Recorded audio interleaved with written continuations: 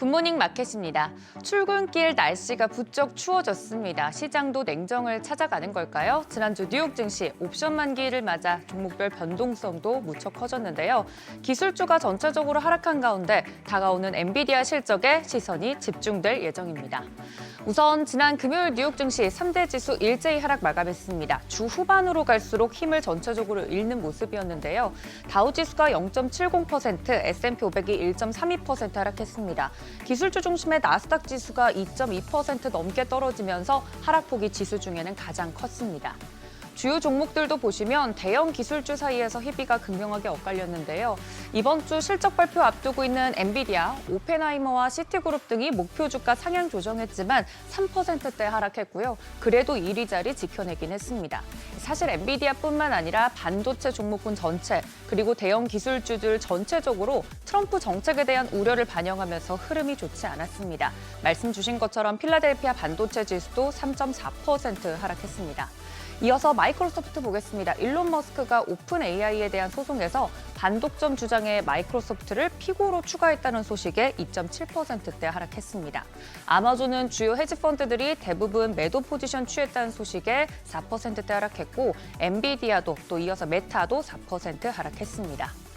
반면 테슬라, 우려대로 보조금이 삭감되면 피해를 받을 수는 있겠지만 상대적으로 경쟁사들이 더 큰 피해를 입기 때문에 반사이익을 얻을 것이란 점이 부각되면서 또 옵션 거래로 인한 수급 요인과 함께 테슬라의 경우에는 상승 마감했습니다. 또 반도체와 함께 크게 흔들린 쪽 바로 제약주였는데요. 일라이릴리 포함해서 노보노디스크나 화이자 또 아스트라제네카 등 백신과 제약주들 3에서 4%대 하락했습니다. 그 이유를 좀 살펴보면 트럼프 당선인이 로버트 케네디 주니어 전 후보를 보건복지부 장관으로 지명하자 하락한 건데요. 이번 대선에 무소속으로 후보로 출마를 했다가 중도의 트럼프 지지를 선언한 바 있습니다. 평소 백신 불신론을 신봉하고 각종 건강 관련 음모론을 설파하는 등 기행을 일삼았던 인물인데요. 그래서 임명까지는 의회 통과가 쉽진 않을 수 있겠지만 지명 소식이 전해지자 보시는 것처럼 백신 제조사 또 제약 관련주들은 일제히 하락하면서 즉각적으로 반응 보였습니다. 일론 머스크 CEO의 방위비 삭감 언급에 이어서 정부의 IT 지출 감소 가능성이 부각되자 대형 기술주, 그 안에서도 특히 반도체 기업들 흔들렸고 이처럼 트럼프 내각 인선의 우려를 반영한 업종들도 타격을 받았습니다. 한편 제롬 파월 의장이 연준이 금리 인하를 서두르지 않을 것이란 발언에 금리 인하 속도 조절 가능성이 커졌죠. 여기에 미국 경기가 예상보다 강하다는 지표까지 더해졌습니다. 미국의 10월 소매 판매가 7,189억 달러로 전월 대비 0.4% 증가했습니다.